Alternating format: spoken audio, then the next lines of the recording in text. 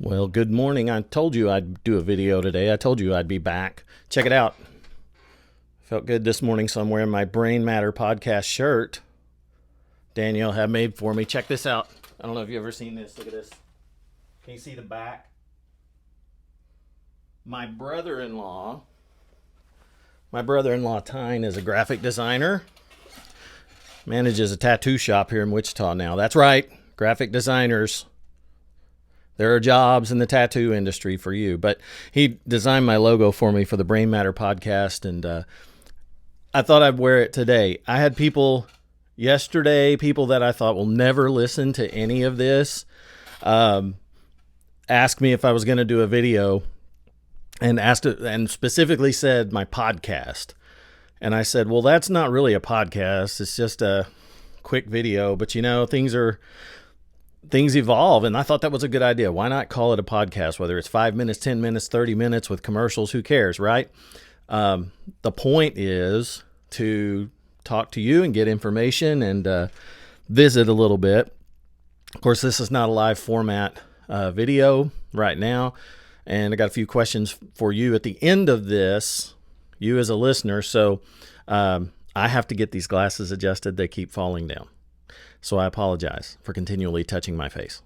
I have some questions for you as the audience at the end, so stick with me here as we go through this. It won't be long. I grew up a son of a Baptist preacher. Anytime the preacher said there were 5 minutes left in the sermon, you might as well settle in because it's probably going to take longer. Anyways, I'll try not to do that. I didn't post a video last night. I really am trying to post something every day. That is a goal of mine, to try to post something, no matter what it is, even if it's not anything regarding mental health, my mental health, your mental health, stuff in the news. Even if it's not anything about that, just try to post something. I want to make sure there's content going out that people can take in. So yesterday was tough. Yesterday was a rough day. I'm much better today. I actually have notes written for this, so I halfway take this seriously. Yesterday was tough. Yesterday was a very tough day. I just share with you some personal stuff. I've gone through a long period of a depressive episode in my bipolar journey. For those of you who don't know, I was diagnosed about 3 years ago, with bipolar disorder, or what used to be called manic depressive disorder. It is an illness, and it I wouldn't say it controls my life. I have bipolar. Bipolar is not who I am, but it definitely in the 3 years has changed a lot of the ways I look at things. I see now behaviors in the past that I wish I would have been being treated or known what was going on. That way I could have fixed it. And maybe some things would have turned out differently. But the good thing is I'm here today still. The suicide rate for people with bipolar is exceptionally high. So I'm still here, and I plan on staying here for a very long time. That said, yesterday was tough. Had a bout of irritability. I've had a bout of just horrible irritability for a while, and that's one of the features that happens during bipolar. Usually, right before a manic or right before a depressive episode or the end of an episode. I mean, it's a pain. Trust me. You have no idea why you're irritated at everybody, everything, but you are. And you want to stop it. You want it to quit. You want it to go away, and it's just not that easy. Last night, the Facebook post, I said, I promote self-care. I tell people to take care of themselves. I tell them to do this, and yet I don't always practice what I preach. It is hard to listen to your body. Trust me. I had an argument yesterday with a family friend. It was heated words. They were sharp words. I'm sure at some point that will clear itself up, hopefully. Some of those words warranted, some not. Definitely not the sharpness of the tongue. But that is one thing that I can say about bipolar irritability, is that the tongue is sharper than just about anybody else's. And those of you who've known me in the past can probably attribute to that. So I apologize for anybody in the past that I've done that to. Anyways, bipolar irritability, it makes that person not pleasant to be around. It makes it extremely hard to make friendships. It makes it extremely hard to hang around people and for them to want to hang around you. It's just hard. When that hits, it's hard. And I honestly don't blame people for backing off. Now, if you're living with someone who has a mental illness, bipolar disorder, borderline personality disorder, schizophrenia, any of those illnesses, the irritability factor is part of it. It's one of the hardest things to get through. And I would encourage you, if you are healthy enough, if you feel you can, please be there for that person.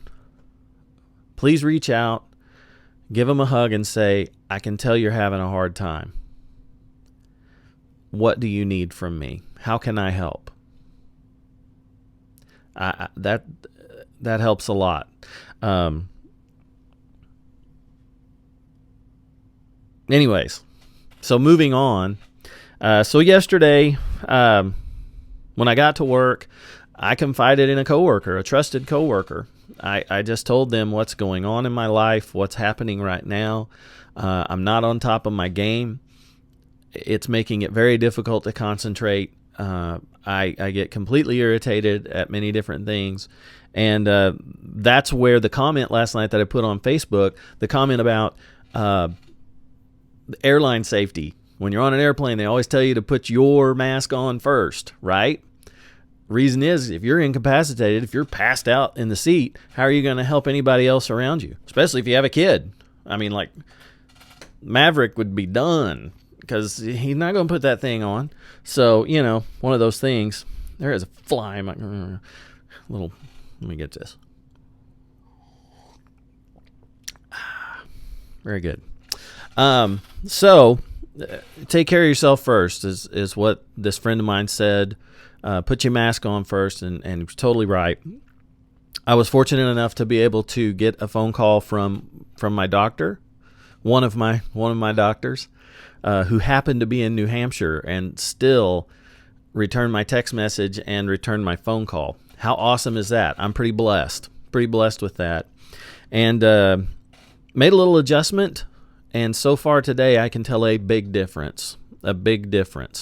So feeling much better, feeling much more normal, I guess. What does that mean? What is normal? Someone please tell me. Confiding in that trusted coworker, set me up on a path to get better yesterday and into today. Now, I'm not naive, and I think bipolar makes you somewhat skeptical of everything and anything. I think mental illness in general tends to have that effect on people. Other people I've talked to with different conditions say the same thing. It makes you somewhat skeptical. So everything's good right now. Feels good, but avoiding triggers, avoiding something that's going to set it back off is going to be key. And anyways, that's what's been going on with me. This depressive period has lasted a long time. I would say a good 3 months. I'm sure those around me would probably say the same thing.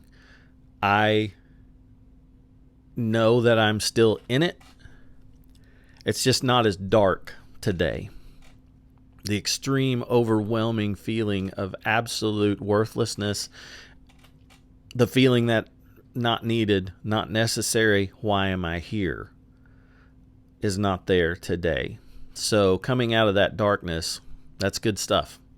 And if you're in that place, if you're in that position, I hope that these words help you.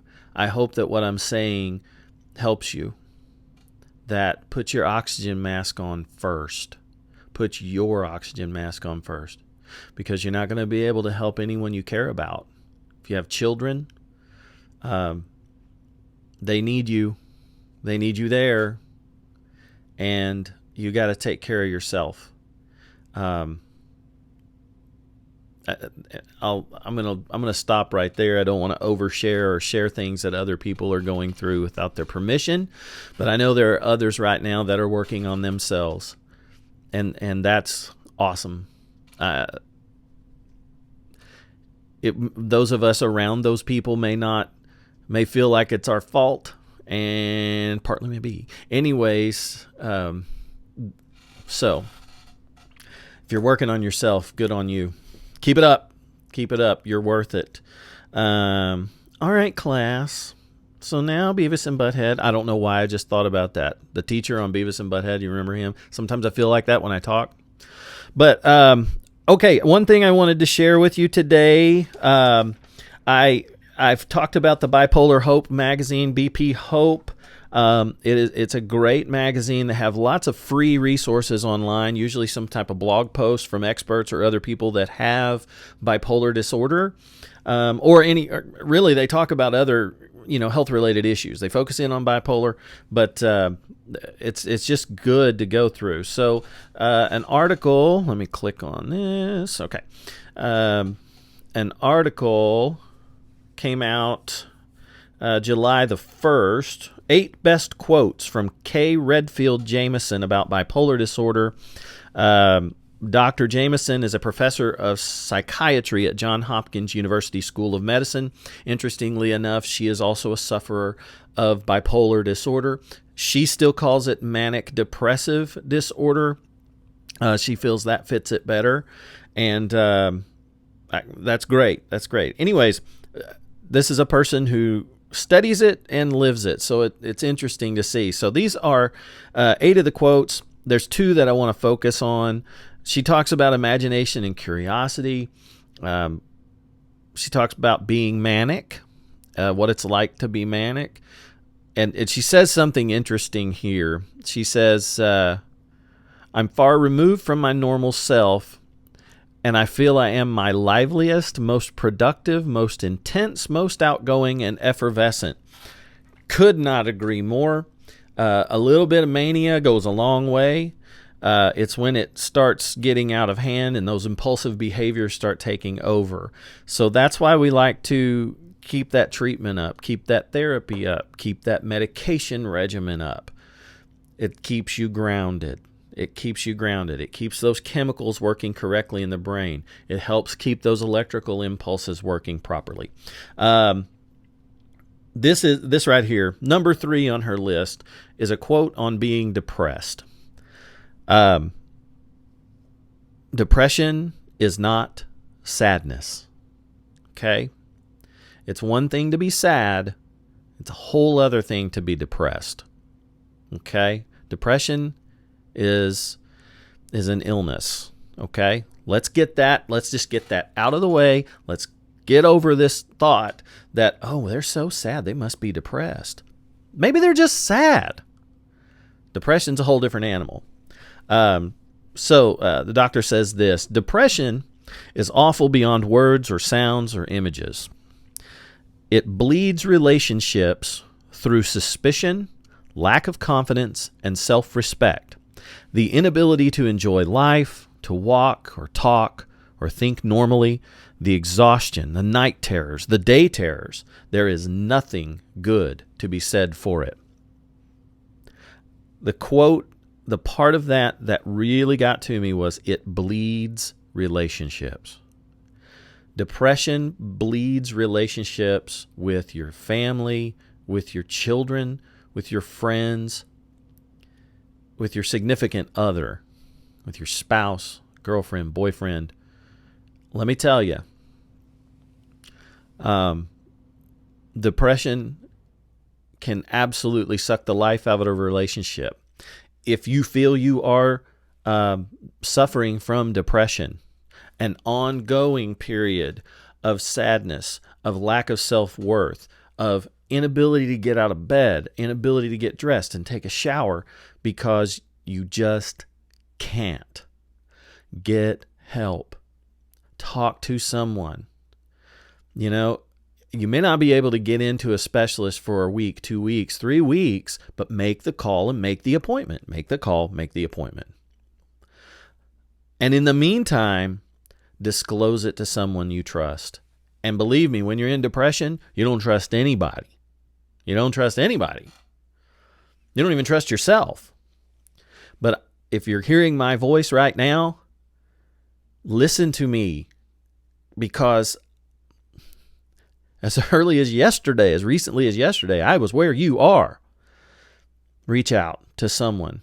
Something about reaching out to someone, talking to that person, there is some kind of chemical change, some kind of electrical currency change throughout your nervous system in your brain that triggers when you open your mouth and you open up to someone you can trust.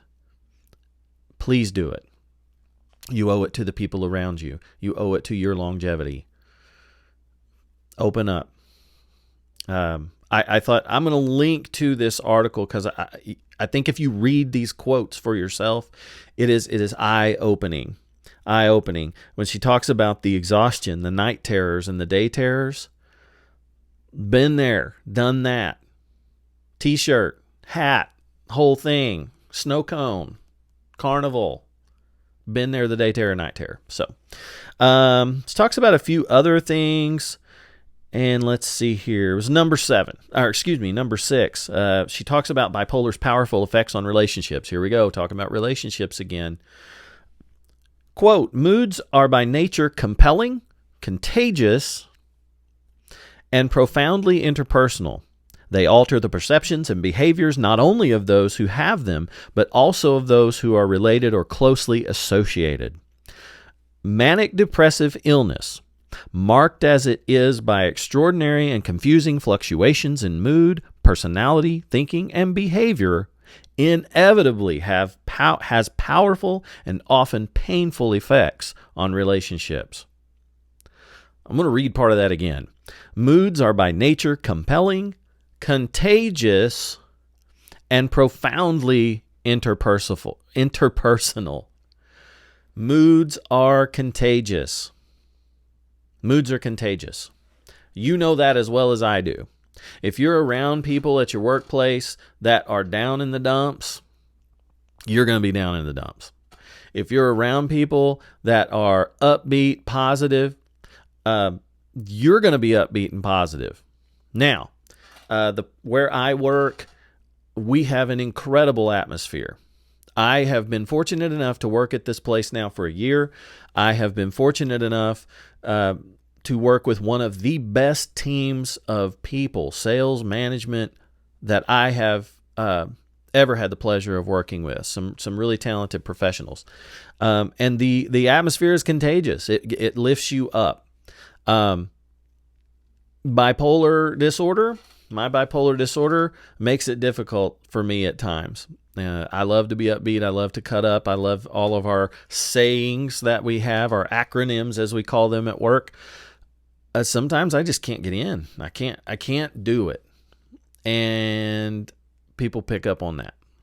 It affects the whole atmosphere at work. Same thing at home.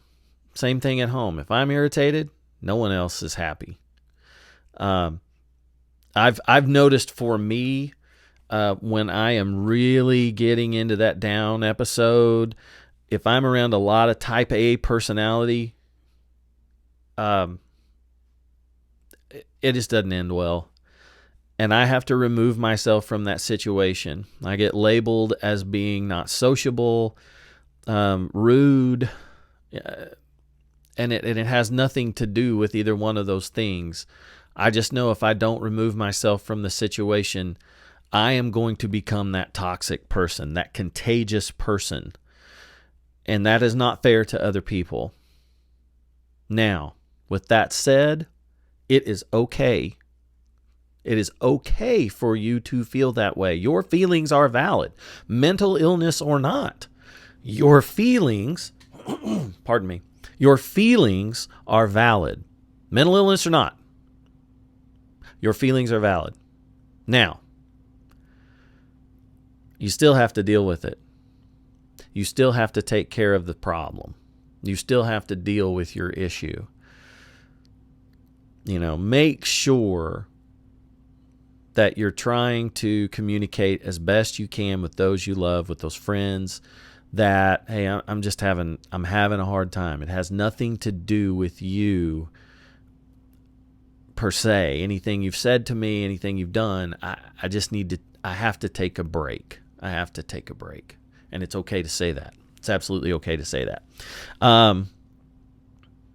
Looking here, inevitably has a powerful, painful effect on relationships, and it does. So do what you can. Do what you can. It is not perfect. Even after treatment, it's not perfect. Okay? So get used to not being perfect. What a concept, because I am Adonis. I am perfect. I am not, but I do have a nice haircut. But anyways, I hope this has helped you. This article kind of, brought to light some things that I've been thinking about, made it a little easier to talk about. I will link to this in the comments. That way you can go read it for yourself. You can browse through some other articles on there. Yes, I'm basically stealing information, but putting my own commentary on it. It's free. It's on the internet, right? Anyways, okay. Thank you. Thank you for joining me. This was a long one today. I said I was going to keep it short, right? But the old Baptist preacher's son came out, and the 5-minute sermon turned into 22 minutes at the moment. So let me just end by saying this. I want to thank you for listening. I hope it's helping you. It helps me. And have a quick question for you. I told you I'd have a question at the end of this. I want to know the videos. Do you like them posted during the day? Do you like them posted in the evening? Tell me what works best for you. Where will you have the biggest opportunity to see it? And also, do you enjoy this pre-recorded format, or do you prefer the live format? I'd like to do both. I think the pre-recorded format, I take some notes, I kind of go through a process and limit that. But do you enjoy the live where you can comment, where we can talk back and forth? I would love for you guys to ask questions. I would love for you. We can research it together. I got the computer right here. I can Google stuff up. We can talk about it. I can give you my insight from personal experience, and I'm happy to do that. And I'd love to hear your insight from personal experience. So, day or night for the broadcast, for the lives, those are going to be late evening. We're talking, I'm basically becoming a late night talk show host, so that's just fine, right? But I want to know if you're into that. If you want to comment, great. So let me know in the comments below. Go ahead and make a comment and say, hey, I enjoy the lives, or no, stay off it, dude. Just record your stuff, or say, no, don't record anything. I'm tired of listening to you. I don't like your haircut. I don't care if you don't like my haircut. It is what it is. Anyways, so make a comment. Please comment. Send me a direct message or something, and I'd love to hear what you have to say. Once again, this is the Brain Matter Podcast. I'll see you next time.